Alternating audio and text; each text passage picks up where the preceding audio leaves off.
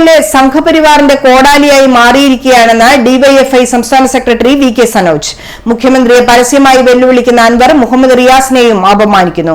ഇടത് രാഷ്ട്രീയത്തെ തകർക്കാനും സംഘപരിവാർ ശക്തികളെ സഹായിക്കാനുമാണ് അൻവർ ശ്രമിച്ചുകൊണ്ടിരിക്കുന്നതെന്ന് വി കെ സനോജ് കണ്ണൂരിൽ മാധ്യമങ്ങളോട് പറഞ്ഞു. ആരുടെ ഉപദേശപ്രകാരമാണ് ഇതിനെല്ലാം അൻവർ തുനിഞ്ഞത് എന്ന് നല്ലവണ്ണം ഓർത്തോളണം.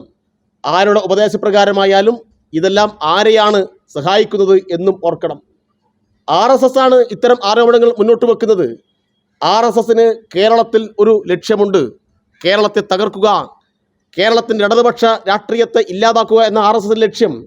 ആ ലക്ഷ്യം പൂർത്തീകരിക്കാൻ വേണ്ടിയിട്ടാണ്, ആ ലക്ഷ്യം കൂടുതൽ സുഗമമാക്കാൻ വേണ്ടിയിട്ടാണ് മറുനാടൻ മലയാളിയെപ്പോലെയുള്ള മഞ്ഞ പത്രങ്ങൾ ഇവിടെ CPMനെതിരായിട്ട് മുഹമ്മദ് റിയാസ് ഉൾപ്പെടെയുള്ള നേതാക്കൾക്കെതിരായിട്ട് നിരന്തരമായ ആരോപണങ്ങൾ ഉന്നയിക്കുന്നത്.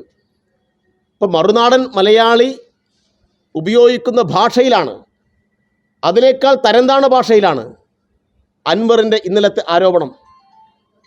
അങ്ങേയറ്റം ലജ്ജാകരമാണ്. അൻവർ പോരാളിയല്ല, അൻവർ പ്രതിപക്ഷത്തിൻ്റെ വ്യാജ ആരോപണങ്ങളുടെ തേരാളിയായിട്ടാണ് കേരളത്തിൽ പ്രവർത്തിച്ചുകൊണ്ടിരിക്കുന്നത്. അതുകൊണ്ട് അൻവറിൻ്റെ കളി ഇടതുപക്ഷ രാഷ്ട്രീയത്തെ ചാരി നിന്നുകൊണ്ട് വേണ്ട. മുഖ്യമന്ത്രിയെ വെല്ലുവിളിക്കുന്ന ഒരാൾ ഭരണകക്ഷി MLA ആയി തുടരുന്നത് ഭൂഷണമല്ലെന്ന് വി കെ സനോജ് പറഞ്ഞു. വ്യാജ ആരോപണങ്ങളുടെ തേരാളിയായി അദ്ദേഹം മാറിയിരിക്കുന്നു. മറുനാടൻ മലയാളിയിലെ ഷാജഹാൻ സ്കറിയയുടെ മറ്റൊരു പതിപ്പായി മാറിയിരിക്കുകയാണ് PV അൻവർ.